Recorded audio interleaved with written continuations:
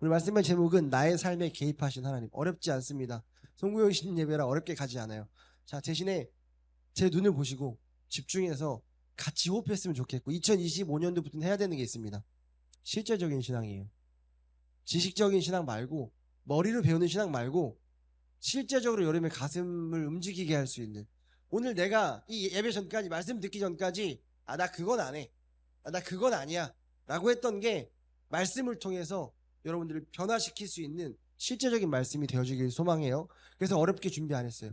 저랑 눈 마주치면서 호흡하면서 같이 가보죠. 저번 주에 하소미가 갑자기 저한테 오더니 나는 아빠가 세상에서 제일 좋아 라는 고백을 했어요. 기분이 어떻겠어요? 제가 너무 좋죠.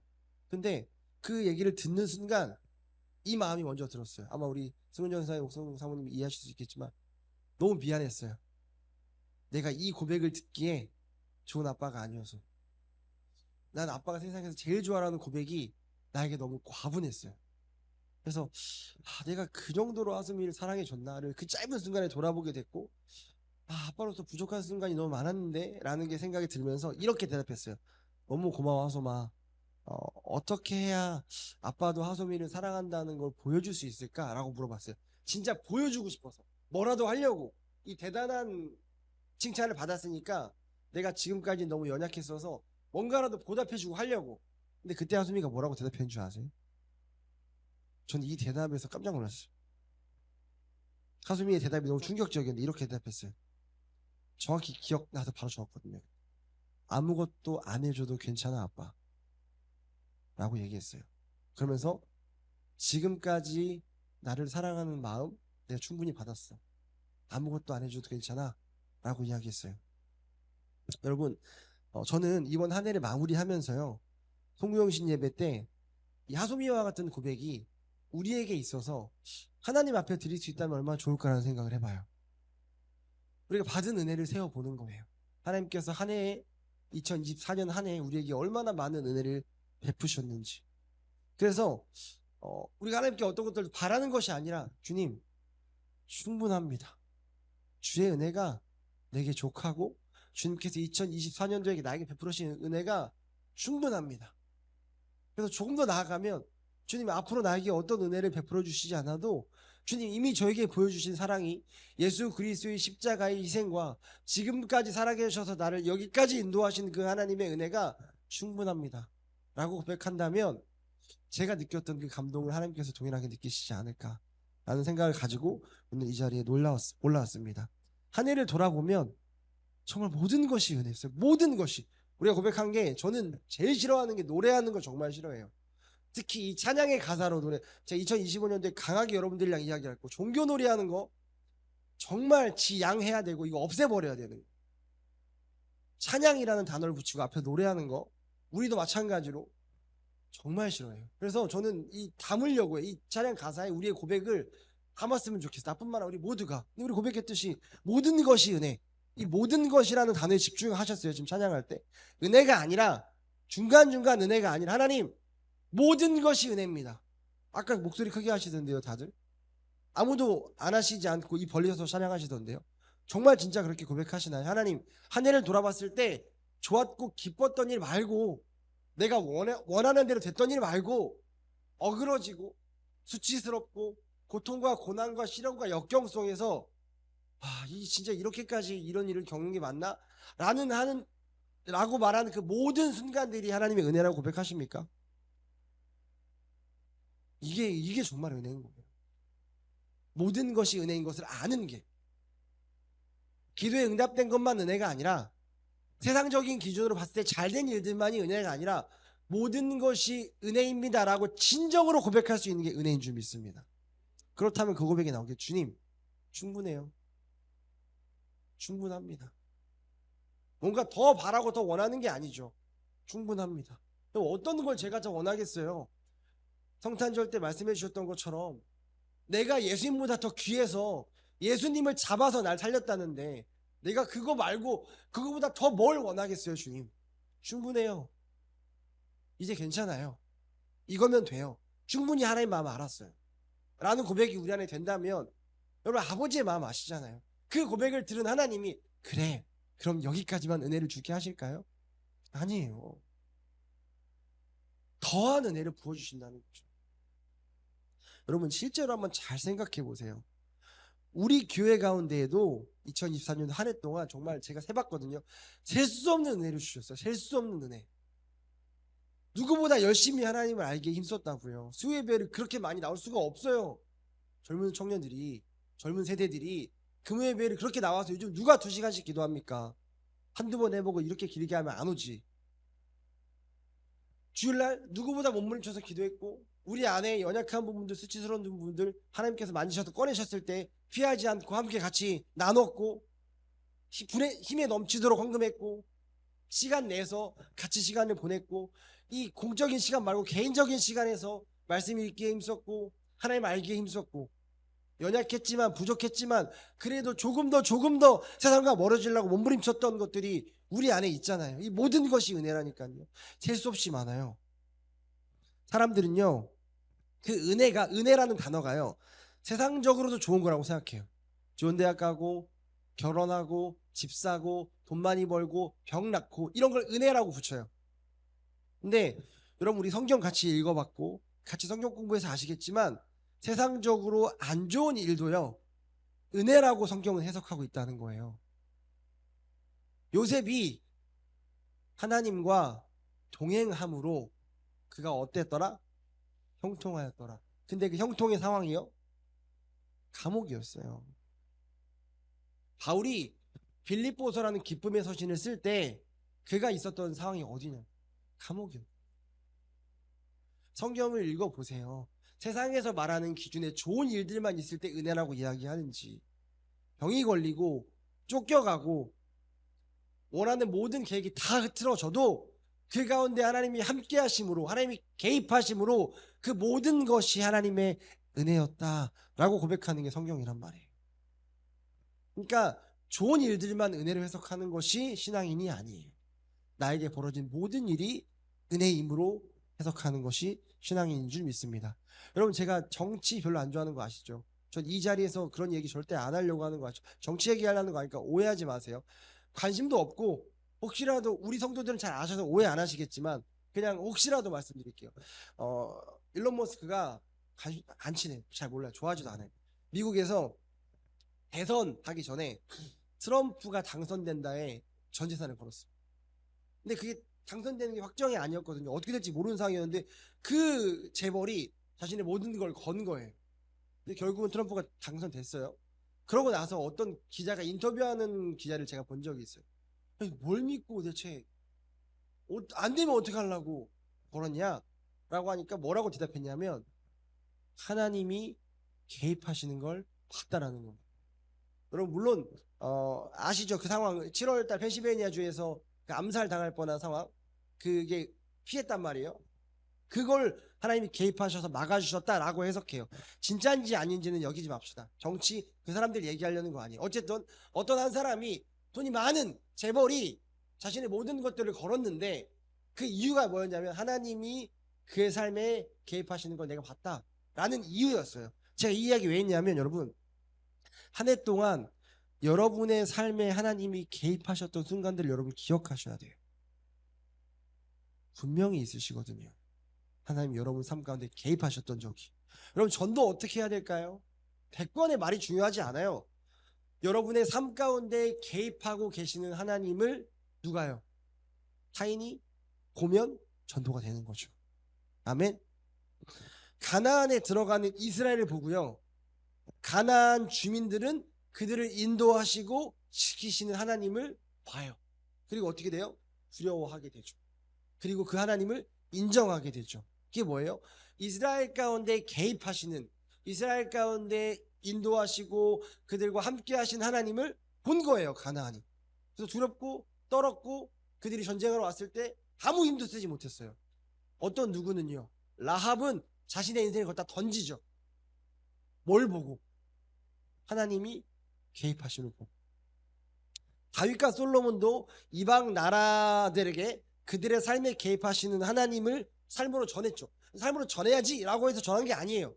그냥 하나님이 그들의 삶 가운데 개입했고, 하나님의 인도하심으로 살아가는 그 인생을 주변에서 보니까 와, 이제 하나님이라는 분이 계시구나.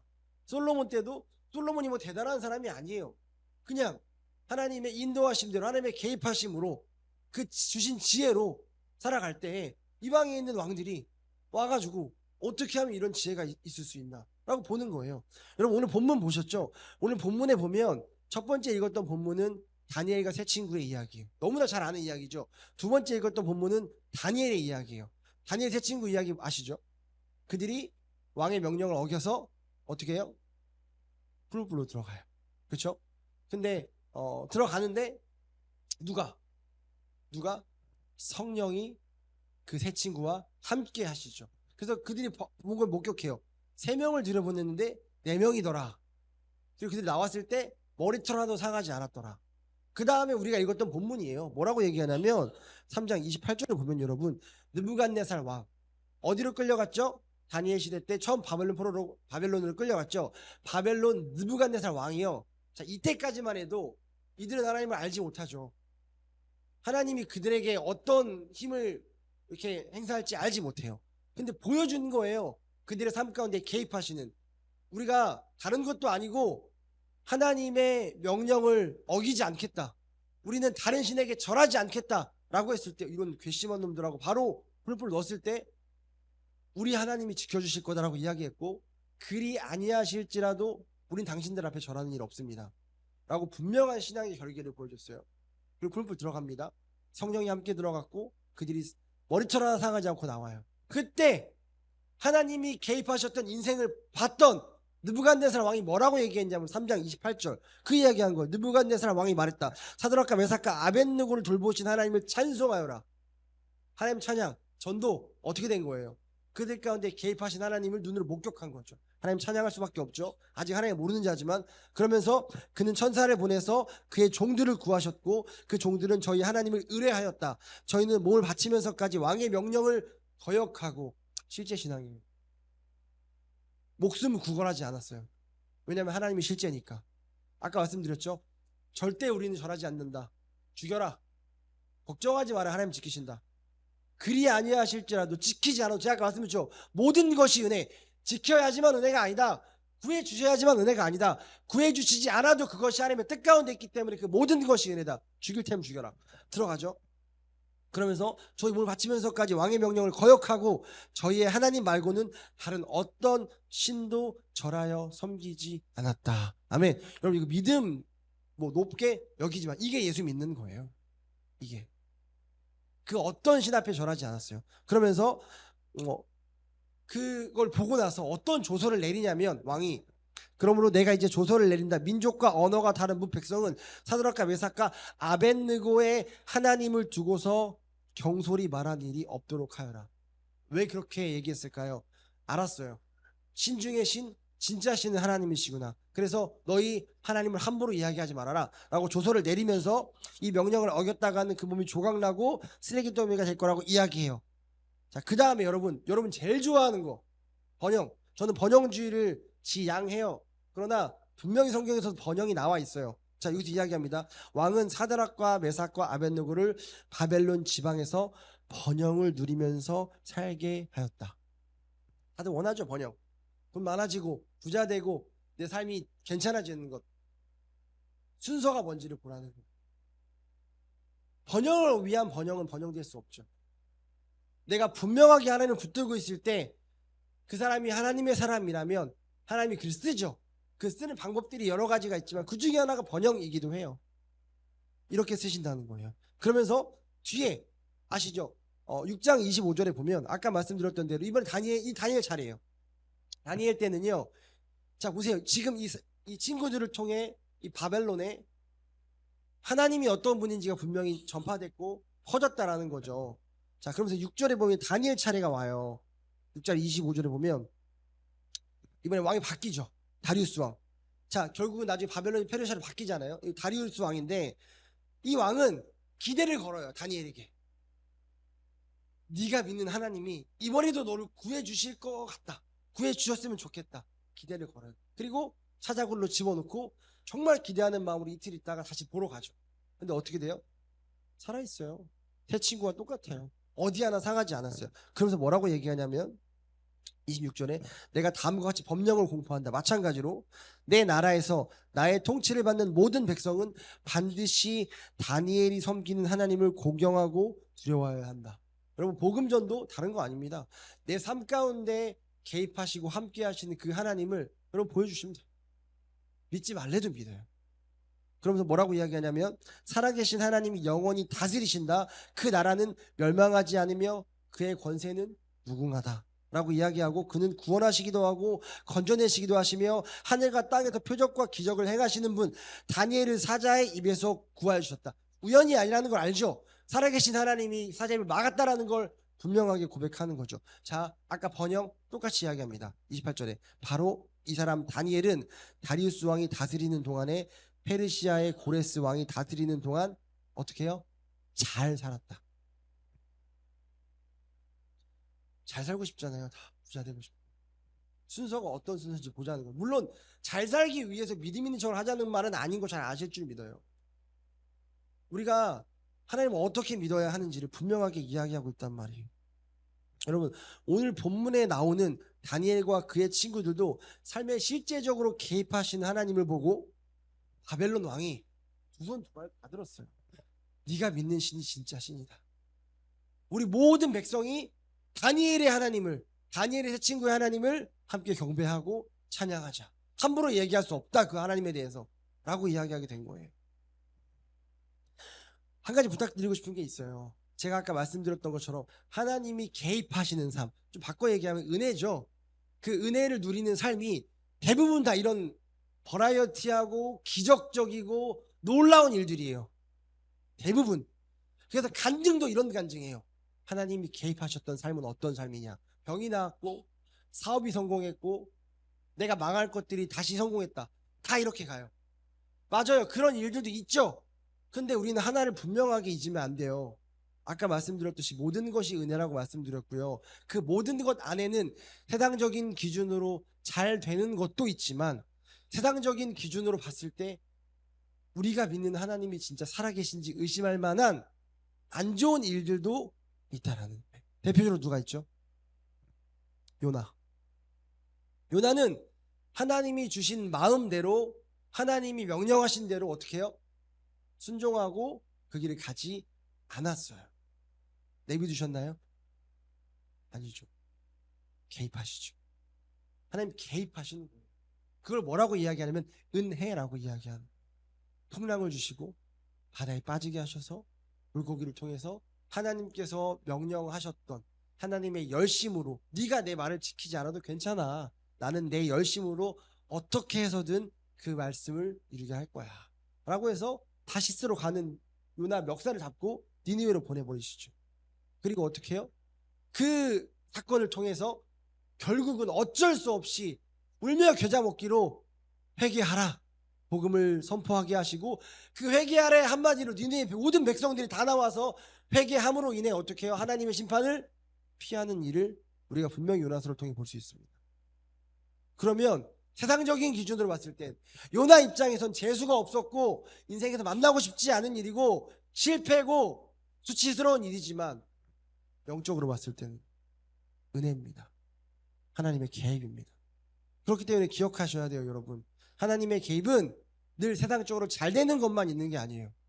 실패하고 무너지고 아프고 다치고 죽고.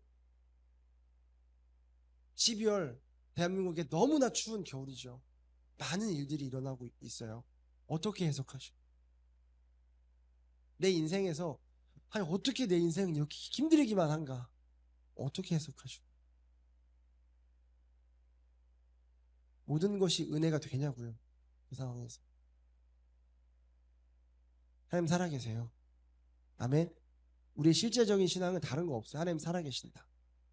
그래서 그 하나님이 나를 선택하셨다면 눈동자같이 지키시고 나의 삶의 모든 순간에 개입하신다.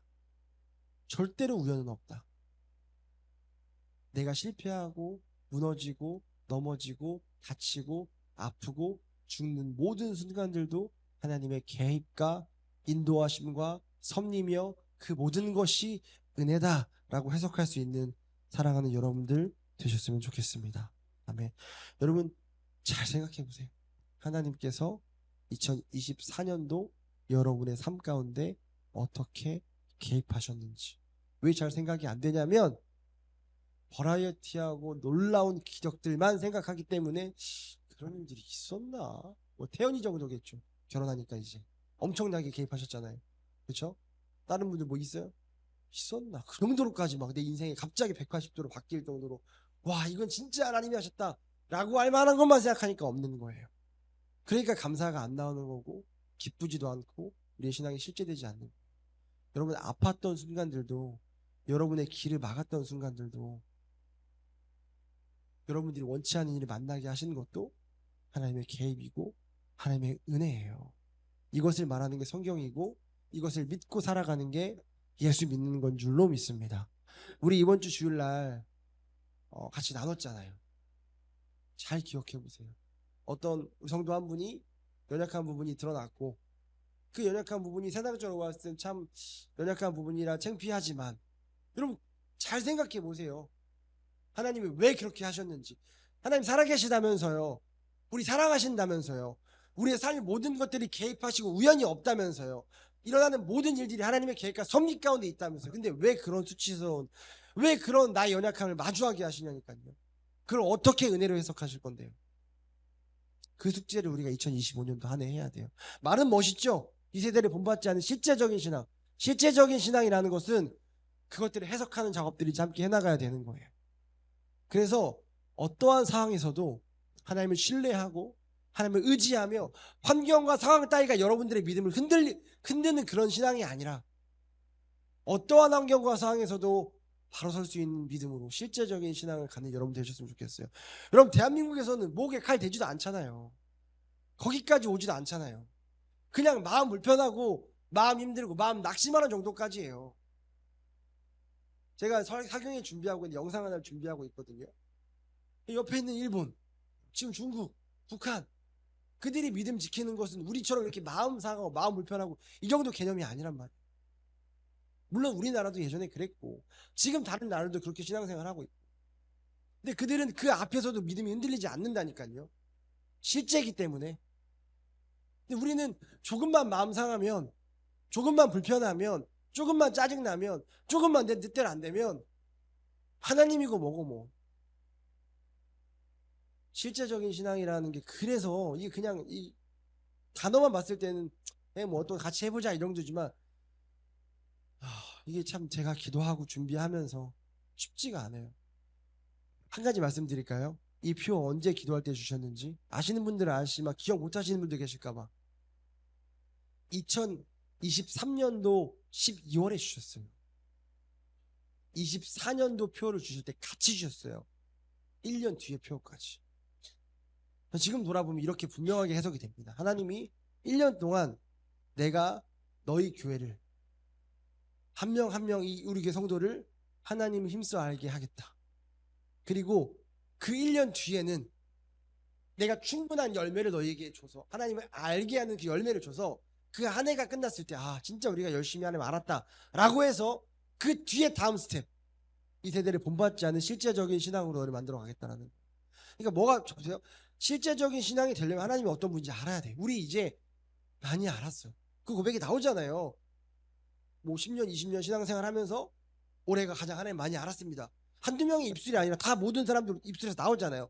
하나님 알게 힘썼고 하나님 많이 알았어요. 근데 아는 게 끝이 아니에요. 아는 게 내려와야 돼요. 가슴으로.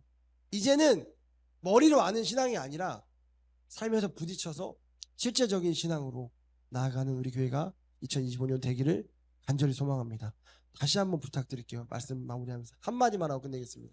부탁드릴게요. 이제는 내 감정, 내가 원하는 거 이것 때문에 이 가려지지 않았으면 좋겠어요. 여전히 우리 안에 다툼이 있겠죠. 여전히 우리 안에 분란이 있을 수 있죠. 우리 안에 의견 충돌이 있을 수 있어요. 그게 나쁜 거 아니에요. 그거 하지 말자는 거 아니에요. 해요. 부부들 가정에서도 부부들끼리 할 수 있어요. 친구끼리 할 수 있어요. 자, 근데 이제는 거기서 끝나지 말자고. 내 감정만 얘기하고 내가 상처받은 것만 얘기하고 내가 원하는 것만 얘기하고 그럼 계속 싸우죠. 교회 안에서도 의견이 하나로 충돌이 안 되죠. 뭘로요? 얘로 충돌하는 거예요. 얘로 하나 되는 거예요. 성경이 뭐라고 얘기했는지, 하나님께서 원하시는 게 무엇인지. 그래서 그게 나랑 안 맞아도, 너무 싫어도 울면서 가는 거예요. 이 악물고 진짜 손 부들부들 떨면서 가는 거예요. 왜요? 하나님이 가라고 하셨으니까, 그게 맞다고 하시니까, 그걸 원한다고 하시니까, 얘가 그렇게 이야기하고 있으니까. 내 뜻과 달라도, 내가 도저히 용납이 안 돼도 이제 나요 이것 좀 그만하고 하나님이 원하시는 게 무엇입니까로 가는, 정말 실제적인 신앙을 갖는 예배하는 교회 모든 성도님들 되시기를 간절히 축복합니다. 아멘. 같이 기도할까요? 기도하고 마무리할 텐데, 방금 나눴던 이 메시지에 대한 기도를 좀 같이 했으면 좋겠습니다. 하나님, 우리가 지금까지는 관념적으로 종교적인 부분으로 하나님을 믿는다고 하는 경우가 참 많았습니다. 그래서 환경과 상황이 조금 바뀌면, 내 마음이 조금 좋지 않으면 온전하게 하나님을 예배하지 못했고 우리의 믿음이 흔들리는 그런 상황들을 참 많이 겪었는데, 하나님 이제는 우리가 실제적으로 우리 안에 살아서 역사하시는 그 하나님 만나기 원합니다. 하나님, 모든 것이 은혜라고 고백했던 것처럼 하나님 2024년도에 우리의 모든 삶을 지키시고 인도하셨듯 2025년도도 하나님께서 그렇게 해나가실 텐데, 하나님 우리가 그 하나님을 신뢰할 수 있게 해주십시오. 믿음으로 하나님께서 하신 일을 바라볼 수 있게 하십시오. 때로는 원치 않는 일들을 만나고 아픔과 슬픔과 고통과 역경과 시련과 환난을 만날 때에도 그 가운데 하나님이 계심을 볼 수 있는 믿음을 주시고, 그런 것 따위가 우리의 믿음을 흔들고 그런 것 따위가 우리의 인생을 흔드는 것이 아니라, 어떠한 환경과 상황도 흔들 수 없는 믿음이 우리 안에 있어서 실제적으로 하나님 붙드는 2025년 한 해가 될 수 있게 해달라고 우리 함께 기도하겠습니다.